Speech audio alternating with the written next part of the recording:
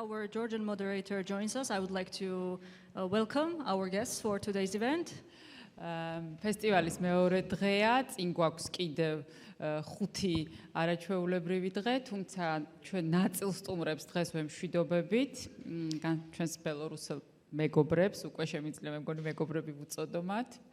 This is the second day of the festival. We have 5 remaining days, but today we will say goodbye to our good friends from Belarus. So I think we can call them friends already. და ძალიან საინტერესო დისკუსიით ხსნით მეორე დღეს, ეს არის ლიტერატურა დიქტატურის პირობებში. And we are opening the second day of our festival with a fascinating theme. This ომისა და დიქტატურის. Literature in time of dictatorship and war. და სამწუხაროდ ისე გამოდის, რომ განსაკუთრებით ყოფილი საბჭოთა წარსულს ვინც ვიზიარებთ, ხო, იმ ქვეყნებს ძალიან ბევრი გვაქვს ამ თემაზე სალაპარაკო. And unfortunately, the countries who share the same post-Soviet past have lots to talk about this issue nowadays. ჩვენ არაფორმალურ საღამოების განმავლობაში უკვე ბევრი ვისაუბრეთ ამ თემაზე და მაგალითად ბატონ ალექსეი ცვეტკოვი, რომელიც 1975 წელს წავიდა საბჭოთა კავშირიდან, ჯერ ამერიკის შეერთებულ შტატებში და ახლა ისრაელში ცხოვრობს და დარწმუნებული ვარ, რომ ძალიან ბევრი საკუთარი გამოცდილებაზე შეიძლება საუბარი, თუმცა ასევე სამწუხაროა, რომ ისეთ ახალგაზრდა ავტორს, როგორც არის ჩვენი ბელორუსელი სტუმარი, მასაც საკუთარი გამოცდილებით შეუძლია დღეს ამაზე ლაპარაკი. During our informal discussions last evening, we talked about these issues, and we have Alexei Tsvetkov here, who exited Soviet Union back in 1975. But at the same time, it is very unfortunate he moved to the United States and now resides in Israel. But at the same time, it is very unfortunate that we also have young authors who share this aspect and can talk about these issues from their personal experience too. და იმეც ვიტოვებ, რომ ქართველი ავტორები მხოლოდ მოდერაციას გაუწევენ და შემდგომში არ იქნებიან საქართველოში არ ექნებათ სალაპარაკო, თქვათ იმ კუთხიდან, რომ დღეს უწევთ მათ, თქვათ, წერა ან მუშაობა დიქტატურის პირობებში. And I really hope that Georgian authors will serve just as moderators in this discussion and won't have to be and write from the same perspective as our guests today. მოდით, ნუ ღარ დაველოდებით, რახან სტუმრებიც უკვე აქ არიან და მე მაინც სიტყვას გადავცემ ბატონ ალექსეი ცვეტკოვს და მან უკვე შეუძლია რაღაცა შესავალივით დაიწყოს As the guests are already here, let's start our discussion, and I would like to ask Mr. Alexei Tsvetkov to start our discussion by giving like an introduction to our today's event. My experience largely differs from the experience of my young friends. At the time I lived in the Soviet Union, we were all, not necessarily them, but we were all living in the same country, and we all had the same overwhelming problem. მიუხედავად იმისა, რომ ჩემი გამოცდილება საკმაოდ განსხვავდება ჩემი ახალგაზრდა მეგობრების გამოცდილებისგან, შეიძლება იმის თქმა, რომ ჩვენ ყველანი ვცხოვრობდით საბჭოთა კავშირში და ამ მხრივ გვაქვს საერთო წარსული. There were, of course, national movements, and I know of some at least firsthand because I was born and lived for a long time in Ukraine, where I met people who had national aspiration. But generally, we had the same enemy, which was the Moscow Communist government. მიუხედავად იმისა, რომ ჩვენ საერთო პრობლემები შეიძლება გქონდეს, მე დავიბადე საბჭოთა კავშირში, მაგრამ ჩვენ გვყავდა ერთი საერთო მტერი და ეს იყო რუსეთის მთავრობა. Now the situation is largely different because we still have an oppressive government in Moscow which puts pressure, including military, on former Soviet republics. But all those republics now have their own national aspirations and want to separate themselves from the Moscow influence. მიუხედავად იმისა, რომ ისევ არსებობს მოსკოვური ინტერესები, რუსული ინტერესები და მისი მთავრობა, განსხვავება ის არის, რომ ამ ერებს აქვთ თავიანთი ეროვნული მისწრაფებები და მაქსიმალურად ცდილობენ, რომ დისტანცირება მოახდინონ რუსული მთავრობისგან და გავლენისგან. And of course, at that time, I couldn't imagine that we will have such problems that Moscow will undertake aggression towards what we considered were our, people who lived with us in the same country, the Ukrainians, the Georgians, and also, Belarus is a separate case because, but it's also connected. ახლანდელი გადმოსახედიდან ცოტა მიძნელდება იმის წარმოდგენა და ვერც ვიფიქრებდი, რომ რუსეთი საერთო პრობლემას შეგვიქმნიდა ამ ქვეყნებს, რომლებიც აქ ვართ შეკრებილები, თუნდაც საქართველოზეა საუბარი და ძალიან რთული იყო მაშინ ამის წარმოდგენა, რუსეთის როგორც ამ როლის შემსრულებისა ესეთ დიაპაზონზე. So I might share what my thoughts probably later, but I'm more inclined to listen to the impressions of my younger friends because they are immediately in this kind of tragic situation, and probably their impression are fresher and would be more interesting for us to hear from their perspective. მიუხედავად იმისა, რომ მე მზად ვარ გაგაცნოთ ჩემი პოზიცია და გამოცდილება ამ თემასთან დაკავშირებით, ჩემთვის პირადად უფრო საინტერესო იქნება მოусმინო ჩემი ახალგაზრდა მეგობრების გამოცდილებას, რადგან მათი სიტუაცია არის ბევრად უფრო ახალი, ამ მხრივ ბევრად უფრო საინტერესო, ვინაიდან მათ უშუალოდ უწევდათ ამ სიტუაციაში ცხოვრება და მაინტერესებს ამ მხრივ მათი გამოცდილება.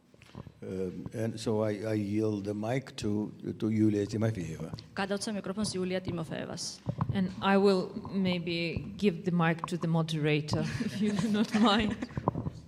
My apologies, dear friends, for being so late. I was stuck in traffic jam, so that's why I could not come in time. Big apologies. საწობში იყო ჩვენი მოდერატორი. First of all, I'll make some quick introduction in Georgian. პირველ რიგში მინდა შესავალი გავაკეთო ქართულ ენაზე. ალექსეი ცვეტკოვი. დღევანდელი თემა ბუნებრივია უკვე იცით და მხოლოდ წარმოგიდგენთ მონაწილეებს, ბუნებრივია მონაწილეთა შესახებ თქვენ უკვე გაქვთ ინფორმაცია, მაგრამ მაინც ჟანრის კანონი ასე ითხოვს, რომ წარგიდგინოთ. And naturally, you know the topic of today's discussion and today's event, but I would still like to introduce the authors that we have today on this panel. მასშტაბი ალექსეი ცვეტკოვი დაიბადა 1947 წელს უკრაინაში. იგი რუსულენოვანი ემიგრანტი პოეტი, მთარგმნელი და ესეისტია. Alexei Tsvetkov was born in Ukraine in 1947, and he is a famous writer, essayist, and poet. ერთი მის ბიოგრაფიაში ბევრი საინტერესო რამ არის, უბრალოდ მე ამოვარჩიე სწორედ ის, რომელიც მგონია ერთ-ერთი საკვანძო 1980-იანი წლების ბოლოს ცვეტკოვი ჩამოშორდა პოეზიას, გადავიდა რომანში და 17 წლიანი პაუზა ჰქონდა და 17 წლის შემდეგ ისე მეუბრუნდა პოეზიას. There are many fascinating events from his biography, but I would like to point out one crucial one. At the end of 1980s, he distanced himself from the poetry, and only after 17 years, he returned to the theme and to the poetry itself. უამრავი პრემიის მფლობელია, მათ შორის არის ანდრეი ბელის სახელობის პრემიის მფლობელი, რომელიც ძალიან დიდი პრემია არის, მოგეხსენებათ. And he is the winner of numerous awards, many outstanding and prominent awards that he has received. ახლა კი რაც შეეხება ლიუბა იაკიმჩუკს, ის დაიბადა 1985 წელს ლუგანსკის ოლქის ქალაქ პერვომაისკში. As for Lyuba Yakimchuk, she was born in Pervomaisk, Ukraine. ის არის პოეტი, კინოსცენარისტი, დრამატურგი, მთარგმნელი და რამდენიმე პოეტური კრებულის ავტორი და რამდენიმე ისეთი მნიშვნელოვანი პრემიისაც და თარგმნელი არის მგონი 20 ენაზე, კი, 20 ენაზე. She is an essayist, playwright, poet, writer. She has several poetry collections and author of numerous awards, and she has been translated into 20 languages. და იულია ტიმოფეევა, რომელიც დაიბადა 1992 წელს, არის პოეტი და მთარგმნელი, არის 3 პოეტური კრებულის ავტორი და მისი ბოლო კრებული იყო პირი, ასე ერქვა, მინსკში 2020 წლის არჩევნების მთელი ამ პერიპეტიების დროს გამოიცა. And as for Yulia Timofeeva, she was born in 1983. And she is also a poet, author of 3 poetry collections, a recipient of numerous awards, and her latest prominent poetry collection revolves around the Minsk elections. ის თავის მეუღლესთან ალხერტ ბალხარევისთან ერთად მონაწილეობდა მინსკის საპროტესტო გამოსვლებში, რასაც შემდეგ გარკვეული შედეგებიც მოჰყვა უარყოფითი. She participated in the events connected to the Minsk elections with her husband, Alhert, and many consequences were brought upon from this fact. კი ბატონო, წარდგენის დამთავრების შემდეგ გადავიდეთ უშუალოდ კითხვებზე, მათი აზრი ბუნებრივია თითოეული თქვენგანისთვის საინტერესოა, ჩემთვის ვერადად დიდი პატივია ამ ადამიანთა შორის ყოფნა. After this introduction, I think we can move along to the questions, and it's interesting to hear from them, both for me and for the audience, and I would like to note that it is an honor to be among them today. პირველი კითხვა, რა კი ჩვენი თემა დღეს არის, რო არ შემეშალო ზუსტად ასეთი თემა გვაქვს, მწერლობა ომისა და დიქტატურის პირობებში და ამ საკითხში ყველაზე გამოცდილ ადამიანს ალექსეი ცვეტკოვს მინდა დავუსვა კითხვა, რა კი ის იმ დროს ესე იგი მოსკოვიდან თავის დროზე გააძევეს და მან ძალიან კარგად იცის ასევე დღევანდელი პოლიტიკური კონიუნქტურა, რაც რუსეთში არის. რა განსხვავებას ხედავს იმდროინდელ და დღევანდელ რეჟიმს შორის, თუ კი არის ასეთი განსხვავება? I would like to ask the first question to our most experienced author here, Alexei Tsvetkov, in this sense. Since our theme is writing in time of war and dictatorship, and as he has lived in Moscow back then when he was exiled, my question is whether you see a difference between the regime of Moscow that was back then and now. Well, the differences are obvious, of course, because at the time our mouths were basically shut. We didn't have a platform where to read and to spread our poetry. We couldn't print it, and there was no internet, of course, and there were no social networks. So in this respect, it was different. რა თქმა უნდა, დიდი განსხვავება არის ამ ორ დროს შორის. ფაქტობრივად მაშინ თვალები დახუჭული გქონდა, ჩვენ არ შეგვეძლო ლაპარაკი, ჩვენ არ შეგვეძლო კითხვა, არ შეგვეძლო პოეზია წაგვეკითხა საჯაროდ, ამასთან ერთად არ შეგვეძლო გამოგვექვეყნებინა პოეზია. ახლა კი არის ინტერნეტი, რაც მაშინ არ ყოფილა და აი ამ ხრივ ძალიან დიდი განსხვავებაა იმ დროინდელ და ამ დროინდელ მოსკოვურ რეჟიმს შორის. Oddly though, this current regime is in a way, in some respects, it's even worse than it was then. At that time, we knew all the laws. We could push against them, but we understood what we did. And some people who could push very hard, they went to prison, but they also understood what we did. Now, it's basically a lottery. You don't know. Next day, whatever you did, you are proclaimed a foreign agent, and basically everything is closed for you.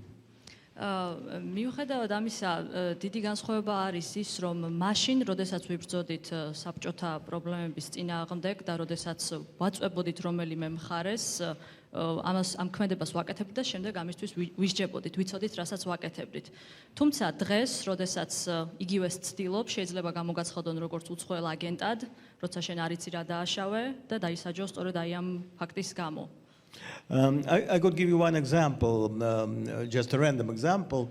There is a St. Petersburg poet, Tatiana Volskaya, who is also a correspondent of Radio Liberty, where I worked years ago.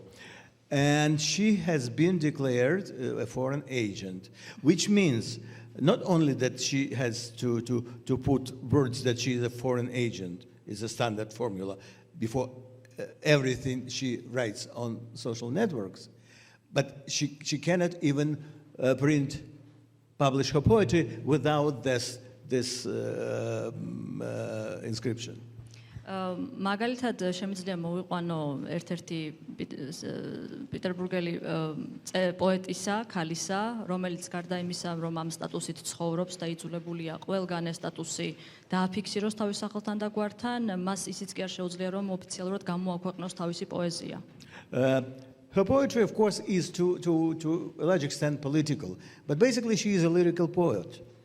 And under normal circumstances in Russia, she would be free to publish and free to read her poetry, as she was until a few weeks ago. But now her appearances are cancelled because people are afraid. The fear is the main difference between this regime and the Soviet regime. People fear.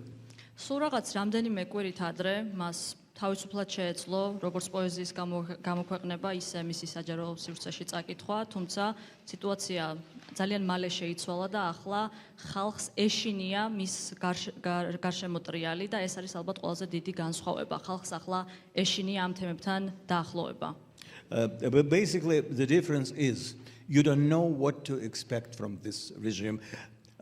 Not only could you be declared a foreign agent, you could be killed for almost no reason if you irritate the regime. მოკლედ რომ ვთქვათ, შეუძლებელია გამოიცნო რა შეიძლება ამ რეჟიმმა გაგიკეთოს, რა შეიძლება გადაგხდეს თავს, არა მარტო ის ხალხი, რომლებიც გამოცხადებულები არიან როგორც უცხოელ აგენტებთან, არამედ ჩვეულებრივი ხალხი, რომლებიც რაიმეს თქმის გამო შეიძლება სიკვდილით დასჯილები აღმოჩნდნენ. At the same time, there's of course difference because there is a large degree of freedom still, because you can, unless you are a foreign agent or whatever, you can still publish your poetry in social networks or even in a book form because they don't care. They don't read that poetry. მიუხედავად ამისა, რაღაც დონეზე თავისუფლება მაინც არსებობს, მაგალითად თუ ხარ პოეტი, შეგიძლია გამოაქვეყნო პოეზია სოციალური ქსელების საშუალებით, მაგალითად Google Docs-ის საშუალებით და Google Forms-ის საშუალებით, რომელიც მთავრობას უბრალოდ არ აინტერესებს და ვერ შეგამოწმებს. That's basically how I see the difference between this regime and that one. But of course, the perspective of people who live in other post-Soviet countries is different, and especially, not to mention Georgia, it's Belarus and Ukraine, so probably it would be interesting to hear their perspective. და ეს არის ის განსხვავებები, რომლებსაც მე ვაკვირდები ძველ და ახალ რეჟიმებს შორის, თუმცა მიუხედავად ამისა, მაინც ყველა სხვა პოსტსაბჭოური ქვეყნის მაცხოვრებლებს ალბათ სხვადასხვა გამოცდილების დაფიქსირება შეუძლია ამ თემაზე. ისინი, ვინც ცხოვრობენ რუსეთში, უკრაინაში, საქართველოში და ასე შემდეგ. ერთი პატარა მინი კითხვასავით მექნება, თუ კი დღეს არის შესაძლებელი, ვთქვათ, ონლაინ პლატფორმების გამოყენება, ძველ დროში შესაძლებელი იყო, ვთქვათ, იატაკქვეშა ჟურნალის გამოცემა, ეგრეთ წოდებული სამიზდატის გაკეთება, ეს მსგავსი არის თუ მაინც სხვა მოცემულობა გვაქვს? one question connected to what example you gave us. If it is now possible to publish this forbidden poetry using social networks, was there some kind of a platform like maybe a hidden journal or something like that back in the day where people could publish the works hidden from the government? და ერთი დამატებითაც და მაშინაც ანუ ხალხის ვრაგნარო და გაცხადებდნენ როგორც დღეს აი უცხოეთის აგენტად აცხადებენ თითქოს ერთი და თითქოს მეორდება ეს ისტორია ჩემთვის პირადად. And one more, okay, you answer and then the next question. Okay, yeah. So, like an add up of that last question, back then you were proclaimed as the enemy to the humanity, to the people. Whatever, and this is the same situation today. So it seems like this topic is continuing and revolving as the time now you goes are by. labeled as a foreign agent and that's almost the same. It's an oddity. I cannot be foreign agent because I lived almost all my life abroad. So how could I be foreign agent in Russia? I don't even go to Russia anymore. Basically, it's pretty difficult. Even though I can, as an Israeli citizen, I don't need a visa. I prefer going to Ukraine or Georgia always. As to platforms, of course there were platforms, but they were strictly illegal. Before I left for the United States in 1975, myself and a circle of friends published an almanac, which is called Moskovskoye Vremya, Moscow Time. And we are now known, although we weren't then, we are now known as the group Moskovskoye Vremya. მე პირადად ვერ გავამაცხადებენ სახალხო მტრად, რადგან არ ჩავდივარ რუსეთში, არ ვარ ასოცირებული მასთან, მიუხედავად იმისა, რომ ტექნიკურად შემიძლია რუსეთში დაბრუნება, თუმცა თუ ამ ტერიტორიაზე ვბრუნდები, მირჩევნია ისევ უკრაინას ვეწვიო, ხოლო რაც შეეხება კითხვას ან საქართველოს და რაც შეეხება იმ კითხვას თუ რა პლატფორმები არსებობდა მაშინ ნამდვილად არსებობდა არაკანონიერი გზები ნამუშევრების გამოქვეყნებისა მაგალითად ჩემი მეგობრები მიუხედავად იმისა რომ იმ დროს მე აღარ ვიყავი საბჭოთა კავშირში და უკვე ამერიკაში ვიყავი გადასული აქვეყნებდნენ ასე ვთქვათ არაკანონიერ ჟურნალს ალმანახს რომელსაც მოსკოვის დრო ერქვა და სწორედ აი ამ გზით ხდებოდა მათი შემოქმედების გავრცელება. So I personally, I left right after the first issue of the almanac was published, but my friends who stayed there were all invited to the KGB and were questioned under duress, and their life was made unpleasant. Of course, they were not imprisoned for this single almanac, but they were given to understand that their lives would be broken if they continue. მე ზუსტად ალმანახის პირველი ნომრის შემდეგ გადავედი ამერიკის შეერთებულ შტატებში, თუმცა ჩემი მეგობრები მალევე დაიბარა კგბ-მ, ისინი დაკითხეს, გამოკითხეს ჟურნალთან დაკავშირებით ყველაფერი და რაც მთავარია, მათ აგრძნობინეს და მიახვედრეს, რომ ასე ცხოვრება ძალიან ბევრ უსიამოვნო მომენტს და სიტუაციას შეუქმნიდათ. Today, friends of mine who live in Russia still can publish their poetry in social networks and also in book form. Magazines are not very keen on that, and nothing untoward happens to them as it did happen to my friends then. დღესდღეობითაც შეუძლიათ მაგალითად ჩემ მეგობრებს რომლებიც მოსკოვში ცხოვრობენ თავიანთი ლექსები გამოაქვეყნონ სოციალურ ქსელებში მაგალითად Google-ში როგორც ვახსენე და მათ არაფერი არ დაემართებათ, არაფერი საფრთხე არ ექნებათ მთავრობისგან. კი ბატონო, მადლობთ, thank you. მეორე კითხვა მინდა რომ იულიასთან გავაგრძელო, იმიტომ რომ რატომღაც მგონია რომ რაღაც საერთო ხაზი იკვრება ჩვენი დისკუსიისა, იმიტომ რომ ბელარუსშიც ბევრი პრობლემა დგას, ბუნებრივია გამოხატვის თვალსაზრისით რბილად რომ ვთქვათ, განსაკუთრებით მწერლებს აქვთ რთული პრობლემები, მაინტერესებს არის თუ არა იქაც ეგრეთ წოდებულ უცხოელ აგენტად გამოცხადების ტრადიცია დაინერგა თუ არა იქაც და როგორ უმკლავდებიან ამ პრობლემებს, თუნდაც გამოცემის თვალსაზრისით, რამდენად შესაძლებელი არის რომ მთავრობასთან დაპირისპირებულმა მწერალმა თავისუფლად გამოსცეს წიგნი. My next question is to Iulia, and I think we are drawing a very similar line in this discussion. I think we have the same kind of problem in Belarus, and I'm interested whether there is a problem in freedom of expression in Belarus and whether the authors that are connected to anti-government themes can still publish their poetry, and whether the authors can be proclaimed as the enemies, public enemies of the government. I know that there is some issues regarding freedom of expression, but anyway. Good evening.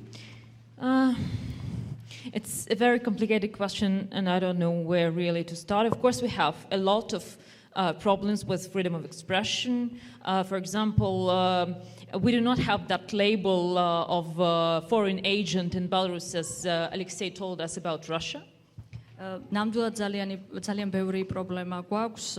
ეს პრობლემები დაკავშირებული არის გამოხატვის თავისუფლებასთან, მიუხედავად იმისა, რომ არ გვაქვს ოფიციალურად უცხოელი აგენტის ტრადიცია, როგორც ალექსეი მახსენა.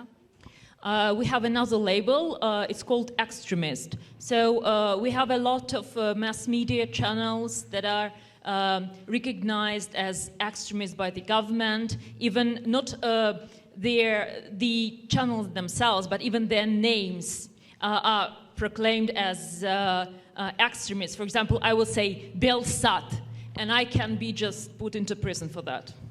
მიუხედავად იმისა, რომ არ გვაქვს უცხოელი აგენტის იარლყი, ჩვენ გვაქვს სხვა იარლყი და ეს არის ექსტრემისტი. უამრავი მიზეზის გამო შეიძლება გამოცხადდე ექსტრემისტად, შეიძლება უბრალოდ ერთი სიტყვა ვთქვა ბელსად და გავხდე ექსტრემისტი. ამასთან ერთად მასმედიაც მსგავსი პრობლემის წინაშე დგას და ეს ყველაზე ხშირი იარლყია, რაც შეიძლება მთავრობამ ავტორს და შემოქმედს ამ მხრივ მიანიჭოს. And it's not really a joke. For example, we read about a couple, a young couple, wife and husband. They exchanged some links to news on these extremist channels in their private chat. And they are going to spend 100 days in prison for doing that.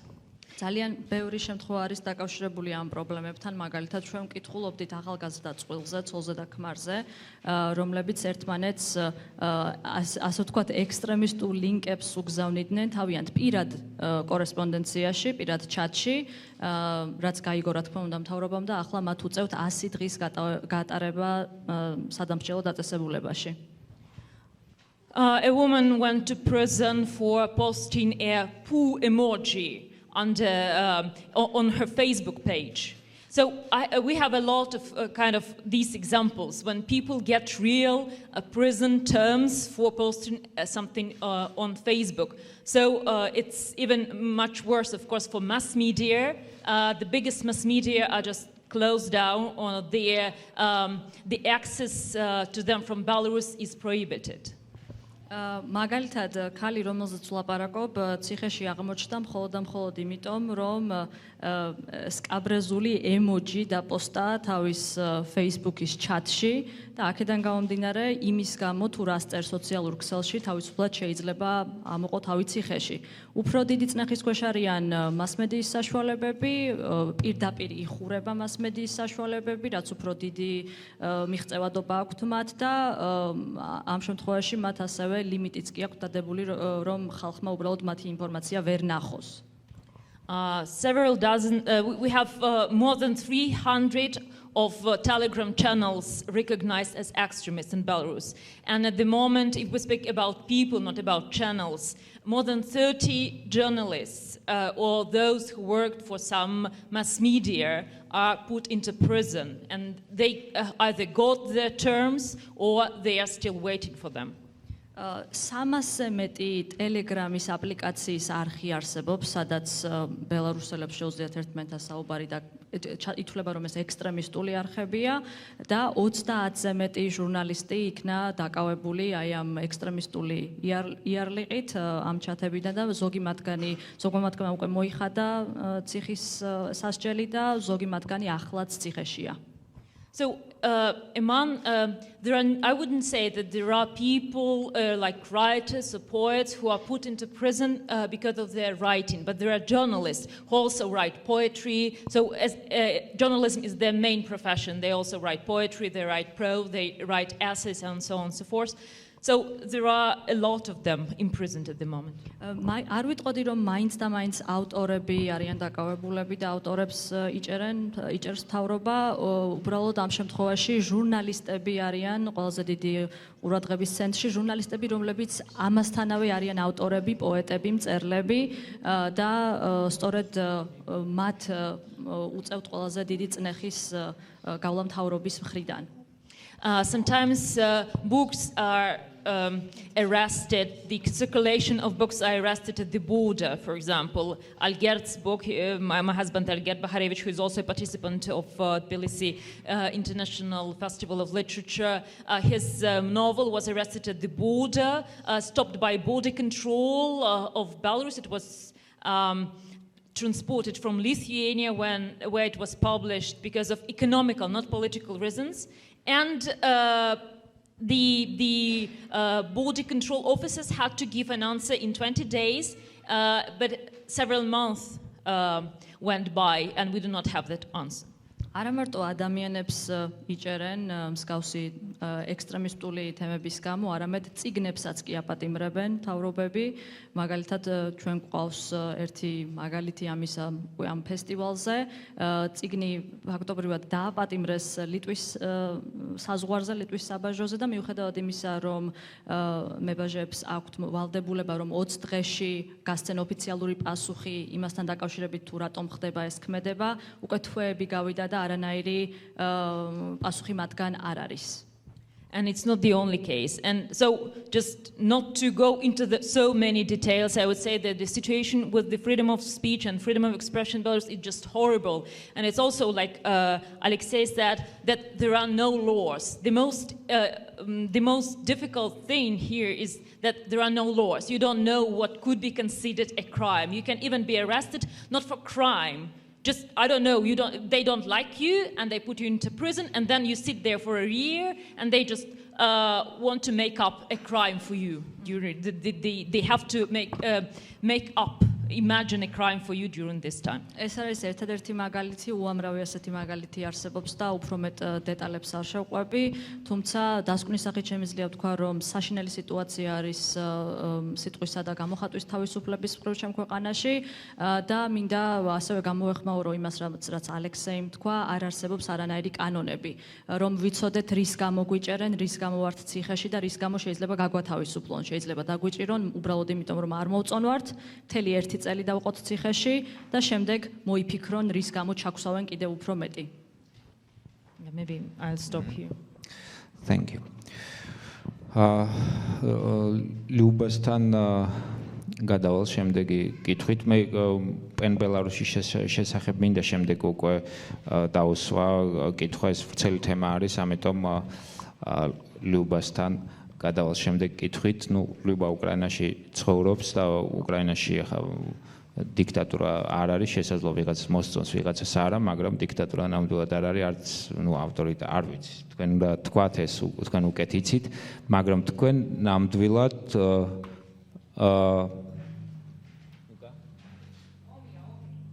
ხო, მაგას ვამბობ. მაგრამ ეს არის ქვეყანა, რომელმაც გამოიარა ომი და შესაბამისად სწორედ ამ ომმა თუ დატოვა ბუნებრივია დატოვებდა ტრავმებს და ეს ტრავმები აისახა თუ არა თანამედროვე მწერლობაში, ანუ რაღაცა კვალი დატოვა თუ არა, შეიცვალა თუ არა ხაზი თანამედროვე უკრაინულ ლიტერატურაში. My next question. მას თავად აქვს დაწერილი ომზე, ხშირად წერს. My next question goes to Lyuba. I will ask Iulia then about PEN Belarus. But now there is no official dictatorship in Ukraine. Ukraine, yes, as much as I know. However, Ukraine has faced and experienced a war, and my question is whether the trauma, which was obviously a result of this political turmoil, manifested itself in the contemporary literature of Ukraine. Yeah, just to explain, the topic of our discussion is literature in the time of war and dictatorship. So I split it, War and dictatorship. Yeah, so you have no dictatorship, but you have war, unfortunately, as all of us, yeah. Yes, but we have a neighbor with dictatorship, and it is unhappy situation for us, two neighbors even, yes. And we are suffering from these neighbors, of course. And I'd like to say that war has become a part of our life, of us even, shaping our mind. We changed with this war, and because of this war, and the way in which we are thinking and writing also is changed because of this trauma, of course. And I would like. I'm sorry. მიუხედავად იმისა, რომ დიქტატურა არ არის ჩემ ქვეყანაში, ყავს ორი დიქტატორი მეზობელი, აქედან გამომდინარე არ არის მარტივი სიტუაცია, ომმა რა თქმა უნდა დიდი გავლენა იქონია ზოგადად ქვეყანაზე, არა მარტო ქვეყანაზე, არამედ ჩვენზე, უშუალოდ ხალხზე და ჩვენ პირად ცხოვრებაზე, იმაზე თუ როგორ ცხოვრობთ, როგორ ფიქრობთ და შესაბამისად როგორ წერთ. And now there is some competition with reality and war. And I guess war wins this competition because war is bloody, and literature couldn't win, of course. And we should change our way to express our mind in the text. და ახლა თითქოს ვართ მუდმივ შეჯიბრში ომთან, თუმცა შედეგი ამ შეჯიბრისა ყოველთვის ის არის, რომ ომი იგებს, რადგან ომი არის სისხლიანი და ერთადერთი გამოსავალი რაც გვრჩება არის ის, რომ შევცვალოთ ჩვენი აზროვნება და ის თუ როგორ გამოვხატავთ საკვდარ თავს.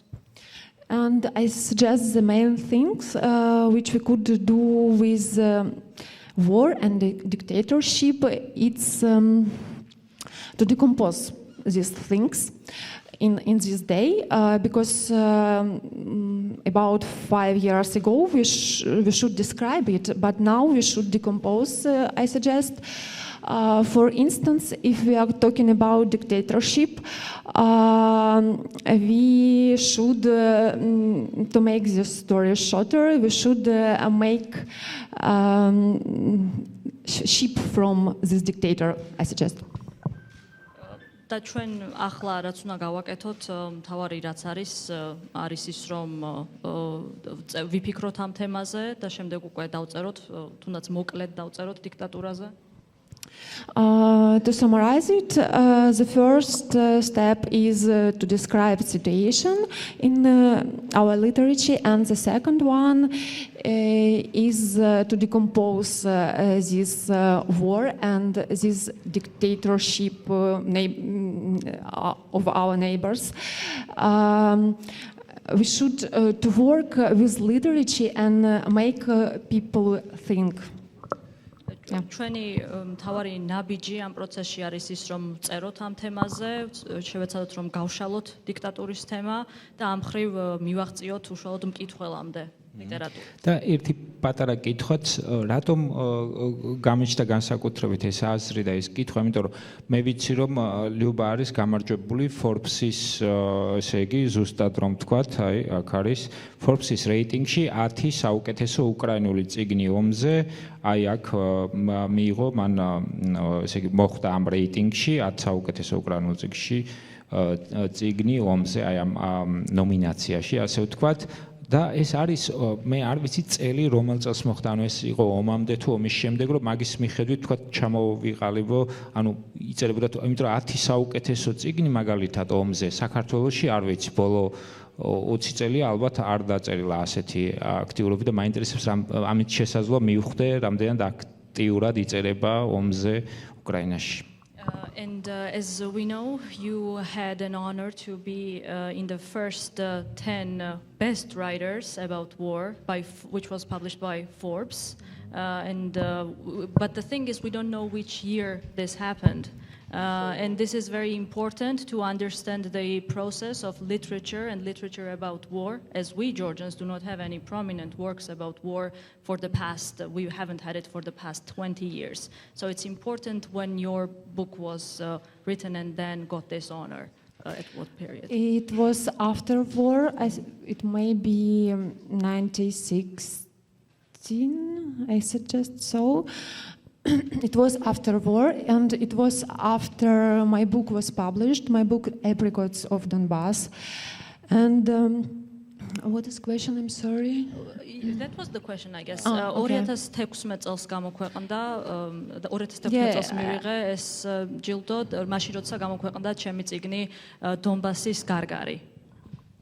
დიდი მადლობა და მე მინდა რომ აი გადავიდე იულიასთან მინდოდა მაშინვე დამესვა უბრალოდ ძალიან არ მინდოდა რომ ერთ ავტორზე კონცენტრებულიყავით პენ ბელარუსთან დაკავშირებით პენ ბელარუსი საერთოდ გააუქმა ლუკაშენკოს რეჟიმმა და ისინი ახლა საზღვარგარეთ არიან დარჩა თუ არა რამე პლატფორმა ქვეყნის შიგნით რომლებიც მწერლებს რაღაც ფორმით მაინც დაიცავს სიტყვიერად მაინც თეორიულად მაინც My next question goes to Iulia, and I wanted to ask this during our past conversation too.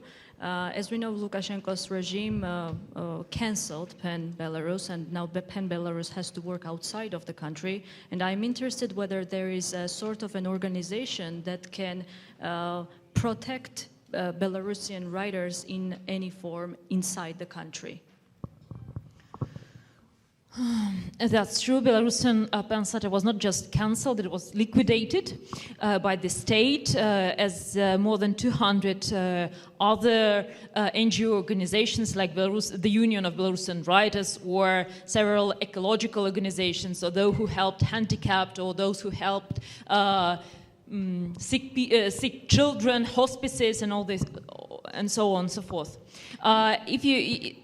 მართალია ნამდვილად არა მარტო გააუქმა რეჟიმმა ეს ორგანიზაცია არამედ ლიკვიდაცია გაუკეთა სრული ამ სიტყვის მნიშვნელობით და არა მარტო ეს ორგანიზაცია არამედ უამრავი სხვა მსგავსი ტიპის ორგანიზაცია მაგალითად ბელარუსის მწერალთა კავშირი ამასთან ერთად ისეთი ორგანიზაციები რომლებიც ეხმარება თუნდაც შეზღუდული შეაძლებლობების მქონე პირებს და 200-ზე მეტი ასეთი ორგანიზაცია გააუქმა ამჟამინდელმა რეჟიმმა.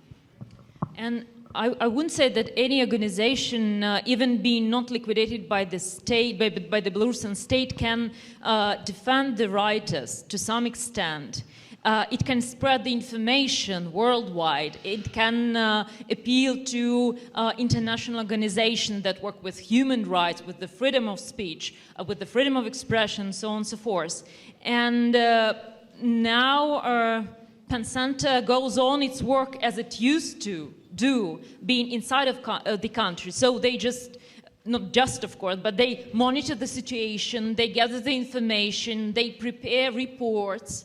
ზოგადად ორგანიზაციებს ნამდვილად შეუძლიათ დახმარება უშუალოდ ქვეყნის შიგნით ყოფი მწერლებისა, მაგალითად იმით, რომ გაავრცელონ ინფორმაცია მათ შესახებ, მიაწვდინონ თავიანთი ხმა საერთაშორისო ორგანიზაციებს, ისეთებს, რომლებიც იცავენ როგორც ადამიანთა უფლებებს, ასევე გამოხატვისა და სიტყვის თავისუფლებას. თუმცა რაც შეეხება PEN ცენტრს, იგი აგრძელებს მუშაობას, რა თქმა უნდა, არა ისე, როგორც მუშაობდა ადრე ქვეყნის შიგნით, თუმცა აგრძელებს მუშაობას და მისი მთავარი ფუნქცია ახლა ის არის, რომ მონიტორინგი გაუკეთოს იმ სიტუაციას, რომელიც ქვეყანაში ხდება.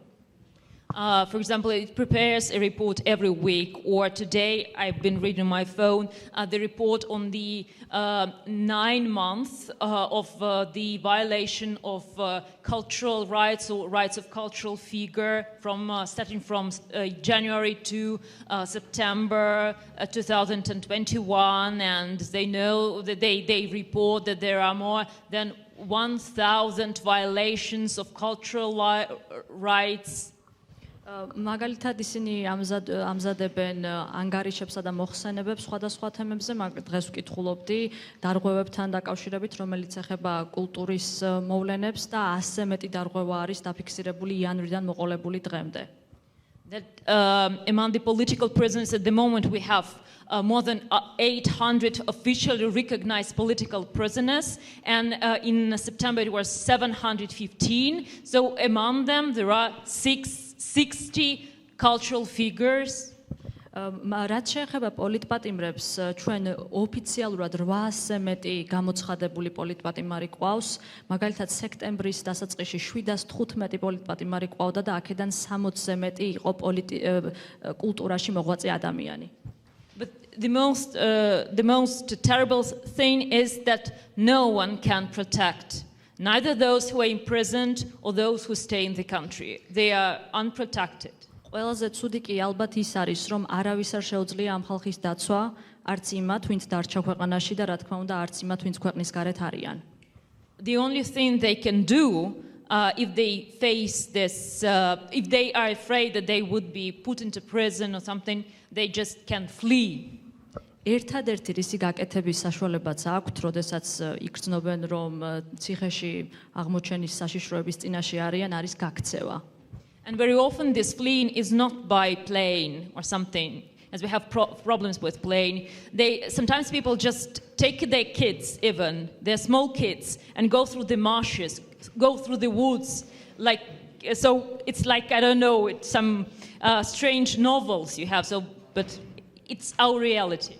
და როდესაც ვახსენებ გაქცევას, არ გულისხმობ თვითმფრინავით გაქცევას, რადგან ჩვენ უამრავი პრობლემა გვაქვს ფრენასთან და ფრენის რეგულაციებთან დაკავშირებით და როდესაც ადამიანებს უნდათ ქვეყნიდან გაქცევა, ხშირად ისინი იძულებულები არიან თავიანთ შვილებს მოყიდონ ხელი და გადაკვეთონ საზღვარი ტყეების და მსგავსი საშინელი ადგილების გავლით. შეიძლება ვიფიქროთ, რომ რომელიმე რომანს ვკითხულობთ, მაგრამ ეს არის ჩვენი რეალობა დღევანდელი. So Belarusian Pen Center is doing a great job by gathering the information, preparing these reports, informing the international community. But unfortunately, it can't protect, really, so the lives of people and their health. და მიუხედავად იმისა, რომ ჩვენი პენ-ცენტრი მაქსიმალურად ცდილობს, რომ შეაგროვოს ინფორმაცია, გაავრცელოს ის და მიაწვდინოს თავისი ხმა საერთაშორისო საზოგადოებასა და მათ ორგანიზაციებს, მას არ შეუძლია, რომ ფიზიკურად დაიცვას ადამიანების სიცოცხლე. But we have several other fonds, cultural funds, one at least fund by culture it's called, that helps to some extent, maybe financially or to some other, in some other ways, those who are prosecuted, but it not always works. თუმცა მინდა აღვნიშნო, რომ ნამდვილად არსებობს რამდენიმე ფონდი, კულტურასთან ასოცირებული ფონდი, რომელიც რაღაც დონეზე ეხმარება ამ ადამიანებს, თუნდაც ფინანსურად, ადამიანებს, რომლებიც გასამართლებულები არიან, თუმცა ამაზე მეტის გაკეთება მათ ფიზიკურად არ შეუძლიათ. მადლობთ იულია. აი რომ ვისმენ ამ ისტორიებს ხვდები, როგორი გაბედული არის ყველა ის ადამიანი, ვინც ახლა ამ რეჟიმის პირისპირ არის დარჩენილი და მხნეობას უსურვებ ყველა მათგანს. Thank you, and hearing all this story makes me realize how brave and bold all these people are who face these conditions nowadays. და შემდეგი კითხვა ალექსეი ცვეტკოვთან, მე სულ მინდოდა ამ კითხვის დასმა სულ მაინტერესებდა და იმედი მაქვს, რომ ახლა მაინც გავიგებთ ზუსტ მიზეზს, შესაძლოა ეს თემა ცოტა თემიდან გადახვევა გამოგვდის, მაგრამ არა უშავს როგორც იტყვიან მოსულა. 17 წლიანი პაუზა, რატომ მიატოვეთ 17 წელი პოეზია და შემდეგ რატომ მეუბრუნდით? ანუ ან მიტოვების მიზეზი რა იყო, ან დაბრუნებისა? I have always wanted to ask this question to Alexei Tsvetkov, and this might seem like a little bit of an off-topic, but it happens. My question is, why did you decide to take this 17-year break from poetry, and what made you return to it later? Well, it was to a large extent accidental, because there were several reasons. I usually give one or another, and I don't know which one is correct. First of all, at that time, I thought I'm not a poet I wanted to be. შემთხვევითადაც შეიძლება მოვიხსენიოთ ეს მომენტი და ძირითადად რამდენიმე ორი მიზეზი მაქვს ხოლმე, რომელსაც ვიძახი ამ კითხვასთან დაკავშირებით და ხან ერთია, ხან მეორე სწორი. მაგალითად ვფიქრობ, რომ იმ დროს მე პოეტი არ ვიყავი. Second, I was working then on a huge prose project which I never finished, but since it occupied most of my time, I just stopped it and never returned to poetry. That's how. ამასთან ერთად მე ვმუშაობდი პროექტზე, რომელიც უშუალოდ პროზას ეხებოდა და პროზასთან იყო დაკავშირებული და როდესაც პოეზიას თავი გავანებე, ფიზიკურად ვეღარ მოუბრუნდი მას. And in fact, I started writing almost by accident. Renewed my poetical career. I was living at the time in Prague, and I was traveling often to Moscow, and people wanted me to read poetry, and I was sick and tired of it, all that old stuff. And I decided, why don't I write something new? And I kept at it ever since. და მაშინ როდესაც გადავწყვიტე რომ ისევ გამეგრძელებინა წერა, ვიყავი პრაღაში და მივდიოდი მოსკოვში და მთხოვდნენ რომ წამეკითხა ჩემი პოეზია და იმდენად მობეზრებული მქონდა ჩემი ძველი პოეზია, გადავწყვიტე რომ რაიმე ახალი შემექმნა. ესე დიდი მადლობა და ისევ ალექსეისთან მინდა რა კი ეს თემა, ერთგვარი გადახვევა იყო. ისევ მინდა რომ აი მწერლები დღევანდელი რეჟიმის პირისპირ როგორ არსებობენ, აი ეს თემა მინდა რომ ერთგვარად მოვამთავროთ, იმიტომ რომ მე შემხედრე ამ მწერლები, რომელთაც უცხოეთში ვთქვათ რომელიღაც ფესტივალზე, იგივე ვთქვათ ვლადიმერ ეროფეევი იყო, ოდესაში ფესტივალზე გამოვიდა. იმდენად მკვეთრი ანტიპუტინისტური გამოსვლა ჰქონდა, რომ მართლა შემეშნია რომ ეს კაცი რო ჩავა, აუცილებლად დაიჭერენ მეთქი და რატომ არ იჭერნა? კარგია რომ არ იჭერნა, კი არ უბიძგებინ მეს, მაგრამ რატომ არ იჭერნა? არ მიაჩნიათ რომ მწერლები არიან მნიშვნელოვანი აქტორები და მათ ასე ვთქვათ დიდად არ აქცევენ ყურადღებას? I still want to get back to the topic of authors facing today's regimes, and I have witnessed several incidents. For example, at the Odessa festival, Erofeev gave a very anti-Putin speech, and I felt afraid that something would have happened right there, but he wasn't punished. I'm not saying that he was supposed to be punished, but it's interesting that they did not do this right away. Is it maybe because the government doesn't consider poets and authors to be people worthy of imprisonment in these kinds of situations? You have to understand that these people are, for the first, and mainly they are thieves. And what interests them is what we would call money streams. So as long as what you say doesn't threaten their money streams, they don't touch you. But when you feel that when they feel that you touch something where their well-being, their money streams could be threatened, then they attack you. ერთი რაღაც უნდა გავიაზროთ, რომ ამ ადამიანებისთვის მთავარი არის მათი, ასე ვთქვათ, ფულის წყარო და როდესაც იგრძნობენ, რომ შენ შეიძლება რაღაც მხრივ მათ ფულის წყაროს შეეხო, სწორედ მაშინ გრძნობენ ამ საფრთხეს და რეალურად შენი გაჩერების სურვილი უჩნდებათ. მაგრამ თუ ამას არ აკეთებ, არც არიან დაინტერესებულები შენით. For instance, the so-called Russian election is one of those touchy spots. Of course, it's a fake election, but they still believe that it should be, that the people should be aware that they love their leaders. Yeah? And if somebody threatens those things, they think that their utmost well-being is concerned, and they attack. And Navalny is, of course, the best example of that. მსგავსი სიტუაცია არის მაგალითად ეგრეთ წოდებულ რუსულ არჩევნებთან დაკავშირებით, თუ ისინი ფიქრობენ, რომ პირველ რიგში მათ აქვთ საჭიროება იმისი, რომ იგრძნონ და დაანახონ ადამიანებს, რომ რეალურად ეს მთავრობა და კანდიდატები უყვარს ხალხს, მაგრამ როგორც კი იგრძნობენ საფრთხეს და პირად საფრთხეს ამ მომენტთან დაკავშირებით, უკვე სხვა შედეგი დგება და ნავალნი ძალიან ნათელი მაგალითი იყო ამ ყველაფრისა. Thank you. და ლიუბასთან მექნება კითხვა, ისევ ვერ ავწდებით ამ ომის თემას.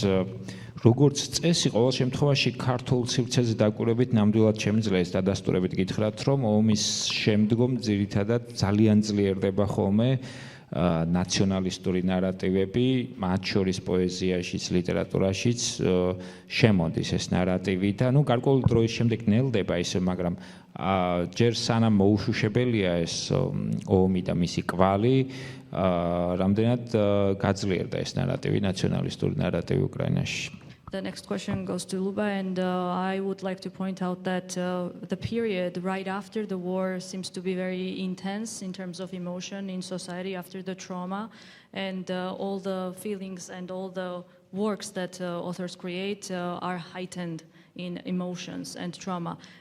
Even though it weakens in intensity as time goes by, this beginning is always crucial. And I'm interested, how was this impulse in Ukraine after the war? You're absolutely right. When war was started in Ukraine, new author disappeared in Ukraine because in Ukraine because of war in Ukraine there are a lot of stories. This is like real stories, and they are in space, just in space, and it's easy to write it, and it was impulse. Really, it was impulse for writing. ნამდვილად სწორს ბრძანებთ, მსგავსი სიტუაცია იყო უკრაინაში, ფაქტობრივად ისტორიები და ამბები არსებობდა მის რეალობაში და ძალიან ძლიერად იგრძნობოდა იმპულსი წერისა და წერისა ამ თემაზე. But there are another side of this story, because Ukrainian literature has one huge problem. To be hero in Ukraine means to be dead. ამასთან ერთად არის ძალიან დიდი სერიოზული პრობლემა, რაც უკრაინაში ლიტერატურას აქვს. უკრაინაში ყოფნა ნიშნავს სიკვდილს. And literature, even new literature, produced these senses, and it's very dangerous. I had a conversation with a psychotherapist. He works with volunteer fighters, and he said to me about intention of these people. და გავესაუბრე ამ თემასთან დაკავშირებით მომუშავე მოხალისეებს და მათაც სწორედ აი ამ მომენტებს გაუსვეს ხაზი. The main intention of war volunteers is to die for motherland. It's very dangerous, and literature is responsible for this. ბევრი მოხალისისთვის თითქოს მუხტივით არის სხვა რაღაცის გამო სიკვდილი და თითქოს ლიტერატურა ეს იმპულსია მათთვის. And I try to describe the situation to my colleague, and I suggest we should work with this because we should produce another sense. And to be hero in Ukraine, it shouldn't be dying man. It could be just alive man, much easier, yeah, really. ამ თემაზე მე ვესაუბრე ჩემს კოლეგას და ვფიქრობ მნიშვნელოვანი არის ახალი წერის დაწყება, რადგან უკრაინაში ყოფნა შეიძლება დაკავშირებული იყოს გმირად ყოფნა შეიძლება დაკავშირებული იყოს არა სიკვდილთან, არამედ სხვანაირ ცხოვრებასთან. კი ბატონო, ნატა, ბრძანე.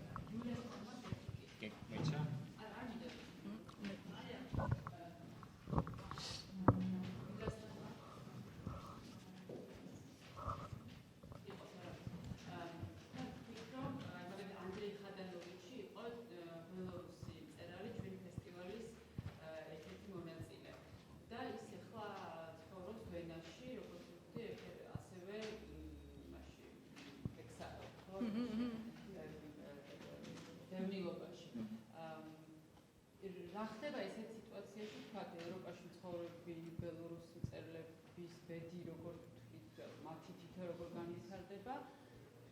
ჯერ ამ Andrei Khadanovich was one of the contestants in our festival, and as I know, he's also living in exile in Austria, and I'm interested how their fate develops in this kind of situation and living.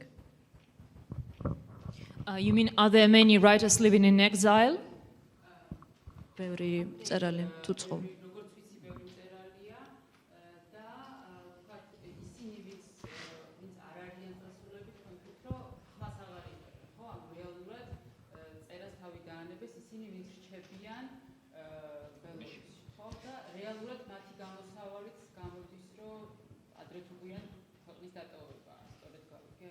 So you mentioned that the authors that stayed in Belarus are basically devoid from this right to speak and write. So what is their solution? Is it to leave the country, or are they always limited by this situation to not create and not speak? Mm-hmm.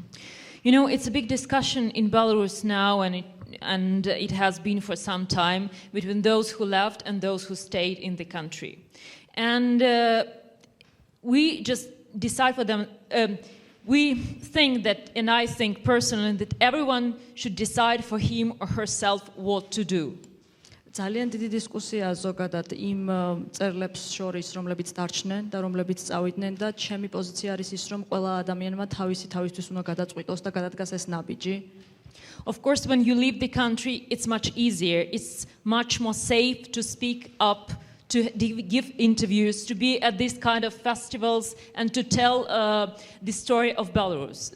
რა თქმა უნდა, იმათთვის, ვინც ტოვებს ქვეყანას, ბევრად უფრო მარტივი ხდება ცხოვრება, ბევრად უფრო მარტივი ხდება ლაპარაკი, ასეთ ფესტივალებზე დასწრება, მათი ნამუშევრების გამოქვეყნება და ბელარუსიაზე ლაპარაკი.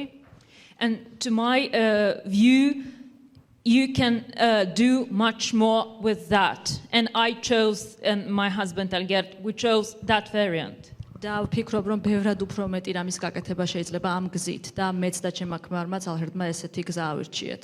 And I think that Andrei Khadanovich also did that. But still there are those who prefer to stay in the country, even when they know, maybe they are not poets, I would say, they're mostly journalists. I heard that, I read some Facebook posts from my Facebook friends who are journalists, and they say, we want to stay here. და ანდრეი მას ფიქრობს, სწორედ ასეთი ნაბიჯი ამის გამო გადადგა, მიუხედავად ამისა ძალიან ბევრი ავტორი რჩება ბელარუსში, ძალიან ბევრი ჟურნალისტი, რომელიც ამავდროულად არის ავტორი და უამრავი ჩემი მეგობრისგან, რომელიც სოციალურ ქსელში მყავს, წამიკითხავს, რომ მათ უნდათ ქვეყანაში დარჩენა. And I could not understand that to the full extent, this position. But a week ago or so, I read a Facebook post by one of Belarusian philosophers, Tatiana Shitsova, who left Belarus a month ago, and she wrote about her position that she decided to stay then, and why? Because she thought that with your body, physical body being inside of the country, and your position being clearly expressed, maybe not so loud, maybe not to give interviews, but still they know that you are against, you stay in the country. This way you show that there are people who are still fighting, at least in this very way, with the presence of their bodies inside of the country. და არასოდეს არ მესმოდა ეს მომენტი, როდესაც ვკითხულობდი ადამიანებზე, რომლებიც წერდნენ, რომ უნდათ დარჩენა ქვეყანაში, თუმცა ამავდროულად გავეცანი პოსტს ერთ-ერთი ფილოსოფოსისა, რომელიც ასევე მსგავს სიტუაციაშია და მას ძალიან საინტერესო პოზიცია ჰქონდა ამასთან დაკავშირებით, ის ამბობდა, რომ უშუალოდ შენი საკუთარი სხეულით იმ ქვეყანაში დარჩენა, რომელიც აი ასეთ დაბრკოლებების წინაშე გაყენებს, უკვე პოზიციისა და საკუთარი თავის გამოხატვის მომენტია და ამ მხრივ ძალიან მნიშვნელოვანია აგრძნობინო სხვებსაც, რომლებიც შენ წინააღმდეგ არიან, რომ შენ იქ ხარ. And of course this position is where we should respect that, and I should respect that position. We respect that, but at the same time, of course, we feel afraid for them being inside. და რა თქმა უნდა, ეს პოზიცია საპატივცემულო, ჩვენ ყველამ პატივი უნდა ვცეთ მას, მაგრამ ამავდროულად შიშის მომგვრელი რამ არის, არა მარტო ჩვენთვის, არამედ უშუალოდ მათთვის და როგორ ვუყურებთ და ვფიქრობთ მათზე, შიშით. because Tatiana Shchetsova could leave, but there is another philosopher, Vladimir Matskevich. He's in his late 70s, and he was imprisoned, and now he has been in jail for 3 months or for 2.5 months, and no one knows how many months he would spend there, and that was his position as well. But now, so we're afraid for his health, we're afraid how he can bear all that, how can he survive. და როდესაც შიშზე ვლაპარაკობთ, მაგალითად ყავს ასევე ჩვენი თანამემამულე ფილოსოფოსი, რომელიც ციხეში ამჟამად 3 თვეა უკვე ციხეშია, იგი არის დაახლოებით 70 წლის და გვეშინია მის და ვდარდობთ მის ჯანმრთელობაზე, იმაზე თუ როგორ არის, როდის გამოუშვებენ და ასე შემდეგ. დიდი მადლობა ჩვენი სამწუხაროდ ლიმიტირებული ვარ დროში, ამიტომ ფინალისკენ მივდივარ. თუ ვინმეს გაქვთ დარბაზში კითხვა რომელიმე მონაწილესთან, სიამოვნებით მოვისმენდით თუ არა და შეგვიძლია მადლობა გადავუხადოთ ჩვენ სტუმრებს. უღრმესი მადლობა თითოეულ მათგანს. Unfortunately, we have limited time, and if we have any questions from the audience, we can move along with the questions, and if not, we can thank our authors for their... Kalbatoni Belatsipurya. Thank you for having us. Yeah, there is one question.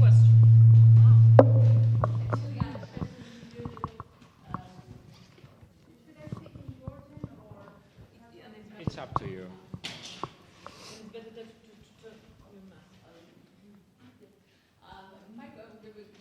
I'll save time. I'll speak in English then. My question is to Lyuba. Actually, what you mentioned about the sense of sacrifice that is developed by literature and literary narrative consistently, there we have a very similar situation in Georgian literature, and this development of this narrative of sacrifice and self-sacrificing yourself to your country, and in that case you're a hero. This is very hugely supported by Georgian literature, starting from the 1960s. And for example, in my works, believe that this could be seen as a result of quite bloody end of Soviet regime and Soviet situation in the end of 80s and early 90s, when a lot of Georgian blood was shed. While it was bloodshed at April of 9 and demonstration, and then some ethnic conflicts and war with Russia, what happened in Abkhazia, all this was supported by Georgian poetry. But since then, as Georgian poetry and Georgian literature changed its path, and it was more switched to postmodernist ironic discourse, then maybe to be then it somehow this idea of self-sacrifice somehow disappeared, and now in Georgian poetry you won't see that kind of strong messages towards sacrificing and only shedding own blood to your country. Do you think that this postmodernist aestheticism and irony, which is essential, for example, in Georgian literature now, can change the situation also in Ukraine? ეს იყო მსხვერპლის და თვითშეწირვის მოწოდებებზე, რომლებიც გაისმის ჯერაც როგორც ჩანს უკრაინულ ლიტერატურაში და რომელიც ხარს უჭერს იმ იდეას, რომ უკრაინაში თუ გმირი ხარ აუცილებლად თავი უნდა შესწირო შენ სამშობლოს, აუცილებლად მკვდარი უნდა იყო, აუცილებლად უნდა მოკვდე და ამ შემთხვევაში გაფასებს შენი ქვეყანა. ის თulis ჩვენი სტუმარი, რომ დღევანდელი უკრაინული ლიტერატურაც ამ იდეას უჭერს მხარს. ზუსტად იგივე გქონდა ქართულ მწერლობაში, მაგრამ პოსტსაბჭოთა პერიოდში რაღაცნაირად ეს სიტუაცია შენელდა და პოსტმოდერნისტულმა ირონიულმა დისკურსმა თითქოს შეცვალა ეს გზავნილები, გმირობის და თვითშეწირვის გზავნილები, რომელიც ქართულ პოეზიაში იყო ძალიან აქტიური 60-იანი წლებიდან მოყოლებული. თulis თუ არა, რომ აი ამ ესთეტიკურ ცვლილებას შეუძლია ამ ნარატივის და ამ სოციალური გარემოს შეცვლაც. Thank you for your comment and question. I guess we should find out our own way, and there are lots of ways. My way is like this. I couldn't kill people, which I hate, like Putin, for instance, but I could do it in my literature text. ჩვენ უნდა მოვძებნოთ სხვადასხვა გზები ამ პრობლემასთან მიმართებაში. მე მაგალითად არ შემეძლო ადამიანების მოკლა, მაგრამ იმ ადამიანებისა, რომლებსაც ვერ ვიტან, მაგალითად პუტინისა. მაგრამ მე შემიძლია მოკლა პუტინი ჩემს წიგნში. I wrote a play about this, about Putin's killing, and this place now is going in a Ukrainian, maybe huge Ukrainian theater, Ivan Franko theater. მაგალითად ერთ-ერთი ჩემი პიესა სწორედ ამას ეხება, პუტინი კვდება ამ პიესაში და ეს პიესა იდგმება ერთ-ერთ უდიდეს უკრაინულ თეატრში ახლა. Of course, it's a kind of ironic way to work with this topic, but for people it's more helpful than if I will write a play very dramatic, I guess. რა თქმა უნდა ეს ირონიული გადაწყვეტა ამ პრობლემისა, მაგრამ ვფიქრობ ადამიანებისთვის უფრო გამოსადეგი, რადგან მსგავსი ნარატივის დაწერა ერთში უმჯობესია ხალხისთვის ვიდრე რამე უფრო დრამატულისა. My sister who has PTSD, post-traumatic disorder, stress disorder, she was afraid when she was going to this play. But after this place, she was very relaxed, and I could see that it works. მაგალითად ჩემი და რომელსაც პოსტტრაუმული აშლილობა აქვს, ძალიან ცუდად გრძნობდა თავს, როდესაც მიდიოდა ამ სპექტაკლზე, თუმცა ნახვის შემდეგ დამშვიდდა და ბევრად კომფორტულად იგრძნო თავი ამ საკითხთან დაკავშირებით და ნამდვილად შემიძლია ვთქვა, რომ მუშაობს ეს მიდგომა.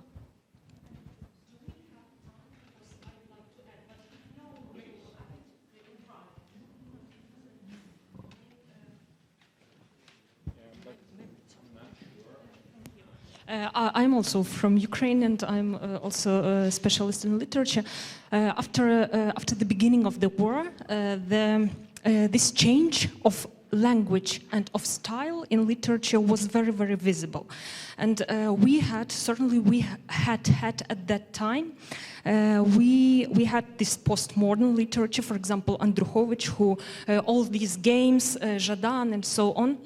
But the war began, and we saw that authors didn't know what to do, because you can't tell like you in the way you did it before. You had done it before. And you can't joke, you can't produce all these games. And for now, we have even funny stories about the war, or for example movies. Movie about the war, about our military men. But I think that for now we found this language, but I couldn't name it postmodernism. For me, postmodernism in Ukraine finished in 2014. Thank you.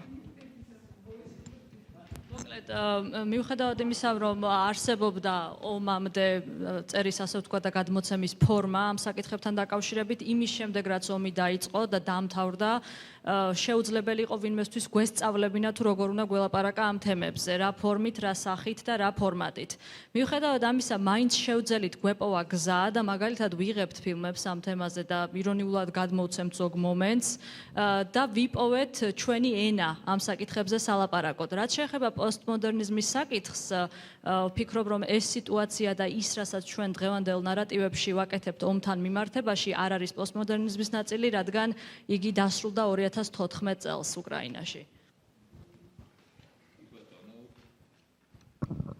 კი ბატონო, უღრმესი მადლობა. ვშიშობ, რომ არ წავართვათ დრო სხვა მონაწილეებს, ამიტომ მოგვიწევს რომ დავასრულოთ სამწუხაროდ, იმიტომ რომ ძალიან მნიშვნელოვანი პრაქტიკულად საკვანძო თემა არის და მასზე საუბარი 1 საათი მასზე საუბარი პრინციპში არც არაფერია გაცილებით მეტი ხანი შეიძლება და ისიც მხოლოდ ძალიან პატარა ნაწილს შეეხო მისას, ასე რომ სხვა დროს იქნებ მოხერხდეს უფრო სიღრმისეულად, ყოველ შემთხვევაში რაღაცა დისკუსიისთვის პატარა კალაპოტი გაიკვალა. დიდი მადლობა ჩვენს მონაწილეებს.